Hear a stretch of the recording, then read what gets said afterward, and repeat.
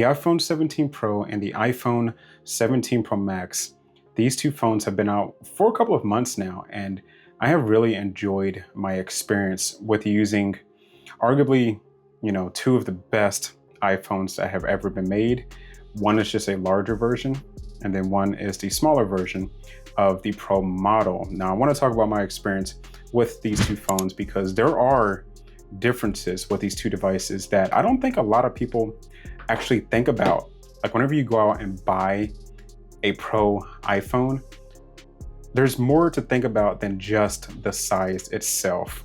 And I want to talk about that experience. I want to talk about my experience using the Pro Max device, which right here I have in the silver color. And then we have this beautiful baby 17 Pro in the cosmic orange. Let me start with this cosmic orange. I skipped out on this color initially. Whenever the pre-orders went live, I decided, nope, I am not going to spend money on a phone that looks like a weird little tangerine device. I was not feeling it initially. And I ended up picking up this large and in charge 17 Pro Max. And yes, this phone is amazing. This is arguably Apple's best work ever. Like, it has a massive battery for an Apple phone, and it has a great large body that is a little bit thick. It's got all of the vapor cooling features and all of that stuff. But dude, when I tell you this phone is large, it is large. At 6.9 inches, it is kind of insane carrying this brick around. So I used this device exclusively for a very long time, like since the start of the release. And then I decided, you know what? I really want to try out the cosmic orange. I mean, this color is a showstopper. I'm not going to say I wish I got the orange in the large model, in the Pro Max, just because I don't know if I will love this phone whenever fall is done with, whenever this fall season is over with. Like, look at that contrast between the cutout for the MagSafe and the aluminum design, right? I love it. I'm glad that they went this route. But I want to talk about the differences between the two sizes. So whenever you use this Pro Max without a case, it's not that bad. Like, yes, this phone is massive, but honestly, I could probably take a little bit of a larger Pro device if I'm being honest. But yeah, this phone feels so huge in your pocket. It's got a massive battery, so it is heavy. And the phone overall is just huge to use. Like, whenever you use it in your hands, it is just hefty. It's large. But I like that. Whenever you use this phone and this screen size and this design, and you get used to it, you will love it. But I will say this, jumping back and using this smaller phone just feels right. I can use this in my hand and not have any concerns of dropping it. Like, whenever I'm using the camera, I can just reach that camera button so much easier when I am taking one-handed camera taking photos, right? I do like that a lot. So I do like the small design quite a bit, but this is going to be personal preference when it comes to the actual size of the phone. But I will say this little guy, it's still heavy. Whenever you hold these together, this one just feels weightier. I don't know, it doesn't make any sense. This one feels more like a sheet, like a piece of sheet metal. So yeah, when it comes to the design, it's personal preference. Get the phone in the size that you prefer. If you prefer larger phones, definitely go with the Max model. This one is just so small and cute whenever you use it, but it still is usable. Like, it still gives you a very useful amount of display. Now, jumping over to the display on both of these phones are absolutely insane. These last 2 months of using a 17 Pro device has been a dream just because of that display. It is super sharp. It is super durable, which we'll talk about here in a second. And it's very bright as well. I love how bright this display gets on these two devices. It's crazy. I am in love with this new display. It also has the anti-reflective features, so I can tell the difference between using a 17 series device and the older iPhones. The anti-reflective display does work. It's just not as massive as a difference as it is on other devices like the Galaxy S25 Ultra. But outside of that, I think you will notice that anti-reflective display. And both of these displays, neither one of them, whenever you're using the display outside, it doesn't dim. Like the screen doesn't dim like they did on the older iPhones, which is something I love. Like you can be outside, gaming outside, taking a bunch of photos and videos, and the screen doesn't dim. I love that. And whenever you look at these two phones, the screen sizes, to me, whenever you use them side by side, there is a massive difference. This screen is so large. You get to see so much on this display.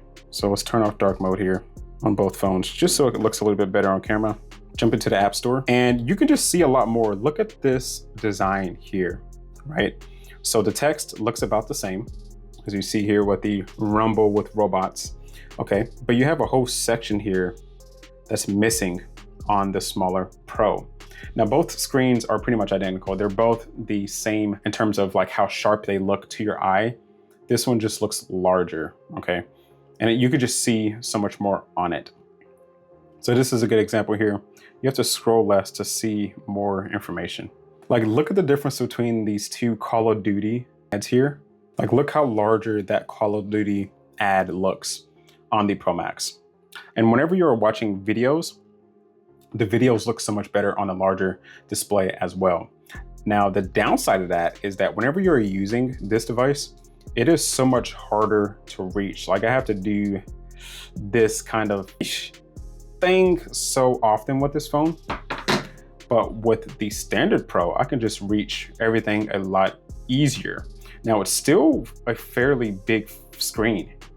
Not big phone, but big screen, right? So it's not gonna be the easiest like an iPhone mini to access different UI elements. There will be times where you still have to do all of the finger stretching and reaching, but overall it is a lot easier to navigate with this screen. Now, with this phone being smaller and having the exact sized dynamic island, the dynamic island to me just stands out a lot more on the smaller display, especially whenever you're gaming or watching YouTube videos. You just notice that dynamic island a lot more. So let me jump to my YouTube channel real fast here. You just notice that dynamic island a lot more on this smaller iPhone than you do on the large iPhone. So as you see here, this is a pretty good viewing experience, right?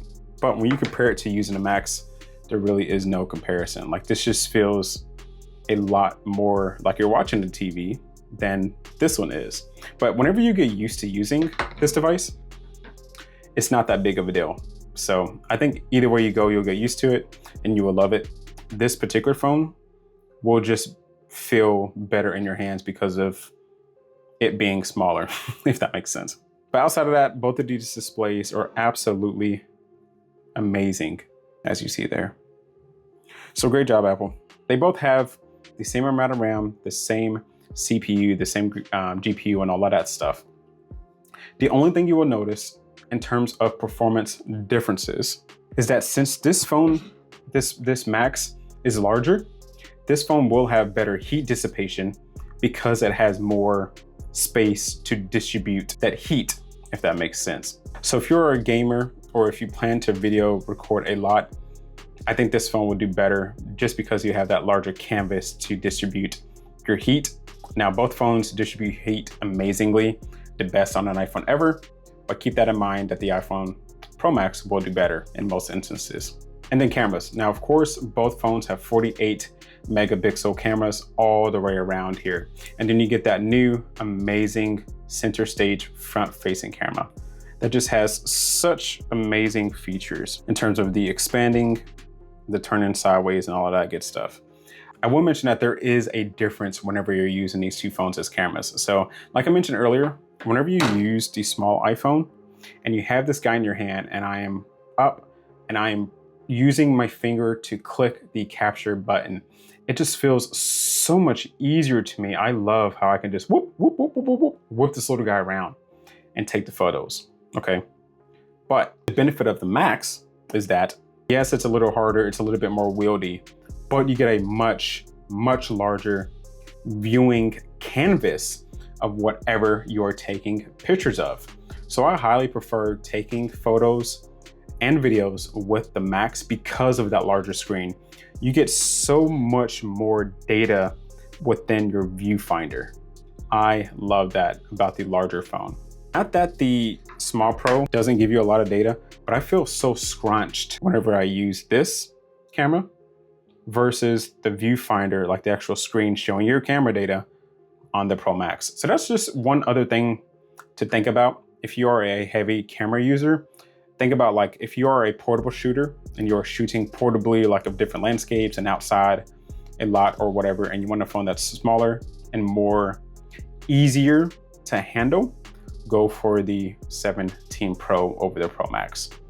But if you're somebody like me who uses this for business, who takes a lot of videos in this type of situation to where I'm using my camera to like record my desk, or I use this screen as a viewfinder from a further distance of where I'm actually recording something, I notice a lot more of a difference with this camera in that way. So it kind of just depends on how you use your cameras. I will say that I have gotten used to this size being so large, and I can take pictures now one-handed, no problem, but I definitely prefer doing it on the smaller Pro. And then of course, battery life. This is going to be an easy segment. Both of these phones have insane battery lives whenever you compare these phones to other phones on the market. The iPhone 17 Pro Max consistently gets me 8 to 10 hours of battery life. I can, as a heavy user, get 2 full days out of this device. On the iPhone 17 Pro, I can get a day easy and a day and a half typically. So for me, I get a few, like maybe 3 or 4 more hours on this phone in terms of usage than I do with this one. Now, like I said, if you want a standard size phone, a normal size phone, this battery is excellent. It actually compares to the iPhone 16 Pro Max in terms of battery life. But if you want the Mac Daddy, the phone that will just keep going and going and going no matter what, definitely go for the Pro Max variant. This is what you are going to want. If you want the Battery King, this is by far the best battery I have ever used. It's way better than my Galaxy S25 Ultra. I love the battery on this Pro Max phone. But if I was somebody who didn't care about lasting 2 days, like I charge my phone in a car every once in a while, I can charge on my desk, no problem. I just don't care about battery as much. I just want a good battery. Then you won't have an issue going with the iPhone 17 Pro over the Pro Max. Outside of that, man, I mean, the rest of the experiences are very similar. Looking at software, I want to complain about the Pro Max really fast. You cannot use the Pro Max with any super duper multitasking features. So for example, say I am in here and I am, I don't know, looking at a product, right? And I want to split screen and have like my Apple Notes down here. I can't do that. You can't split screen with a phone that is almost 7 inches in size, okay? And I also can't use an Apple Pencil. I have no stylus abilities. I have nothing. There's no reason to really have the larger display for me personally outside of multimedia. iOS still doesn't allow you to do anything more with this larger screen outside of it being a larger screen. Now you do get reachability to where I can drag down and like launch an application as an example. But outside of that, you know, you don't really get anything for having this larger screen in terms of software. So I think iOS was definitely built to be ran on a display that is this size more so than an actual large phone, just because they're not offering you any special features. That's something Apple, I wish, would grant to us very soon. And I doubt it will happen. All right, so final verdict. What size would I recommend for you guys? Should you go for the Pro Max or should you go for the 17 Pro? The iPhone 17 Pro in the US starts at $1099, and this is actually an increase technically over last year. So yes, the 256 gig 16 Pro was also $1,100. But the 16 Pro, the difference is they had a 128 gig model that started at $999, and they got rid of that $1,000 price range and jumped this phone to $1,100. and the Pro Max is $1,200. So now the price is not that big of a difference. Like instead of it being $200 starting, it now starts $100 in terms of difference. That makes this decision a lot harder. I think for a lot more people, the $100 is going to be worth it for you to get the larger phone screen size and the larger battery that comes with the iPhone 17 Pro Max. I think a year ago, it would have been a lot harder decision not to go with the Pro, just because if I didn't need more than 120 gigs of storage, I would just get the not $1,000 iPhone Pro and save the $200 because I didn't necessarily need the larger screen. But now that it is only $100 cheaper, I don't know, man. That's it's so similar in price that it's almost like you have to know you want the smaller phone. Like you have to know that you don't need a large device. I mean, outside of the screen size, the battery, and the slight performance boost, there really isn't that big of a difference, to be honest. I just had to make this video for you guys. Oh, the speakers, audio quality. The 17 Pro Max does get louder, but both phones sound ridiculously good for an iPhone. Like I think that these phones sound just as good as anything else on the market. It's just as loud, it's just as clear, it's just as bassy. And that goes for both. This one just sounds a little bit louder. So yeah, let me know down below, you all. Let me know what you think about these two Pros. I love these devices. I love both of them. Apple really cooked this year. And I think for the majority of people, you will be fine with either device. Let me know if you chose the small version over the larger version, and let me know why. I think I'm going to stick with the Pro Max. That's just me. I like big phones. I like my Ultras. I like my Pro Maxes.